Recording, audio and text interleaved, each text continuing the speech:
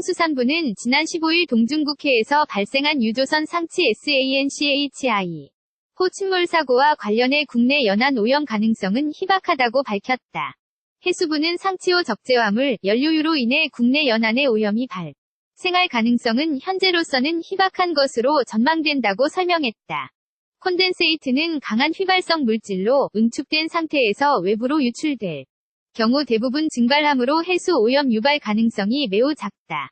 또 상치호에 발생한 화재로 인해 선박에 실려 있던 대부분의 콘덴세이트가 소실됐을 것으로 추정된다.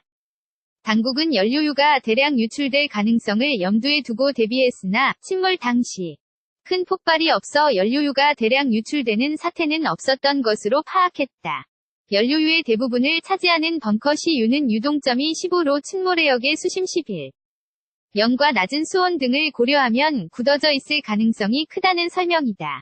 해수부는 돌발 변수가 없는 한 일시적 대량 유출 가능성은 거의 없을 것으로 추정된다며 침몰 선박의 연료유 창에 해수가 유입되면서 소량의 유분이 옅은 유막 형태로 유출될 가능성이 있으나 북서풍의 영향 등으로 인해 남동쪽으로 흘러가게 되므로 우리나라 연안에 피해를 줄 가능성은 크지 않다고 전망했다.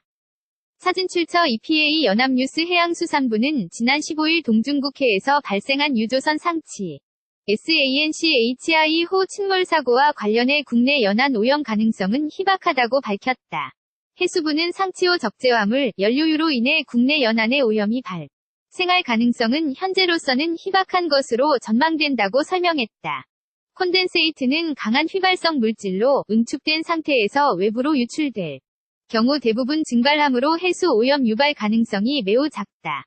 또 상치호에 발생한 화재로 인해 선박에 실려 있던 대부분의 콘덴세이트가 소실됐을 것으로 추정된다. 당국은 연료유가 대량 유출될 가능성을 염두에 두고 대비했으나 침몰 당시 큰 폭발이 없어 연료유가 대량 유출되는 사태는 없었던 것으로 파악했다. 연료유의 대부분을 차지하는 벙커시 유는 유동점이 15로 침몰해역의 수심 11. 0과 낮은 수온 등을 고려하면 굳어져 있을 가능성이 크다는 설명이다. 해수부는 돌발 변수가 없는 한 일시적 대량 유출 가능성은 거의 없을 것으로 추정된다며 침몰 선박의 연료유 창에 해수가 유입되면서 소량의 유분이 옅은 유막 형태로 유출될 가능성이 있으나 북서풍의 영향 등으로 인해 남동쪽으로 흘러가게 되므로 우리나라 연안에 피해를 줄 가능성은 크지 않다고 전망했다. 사진 출처 EPA 연합뉴스.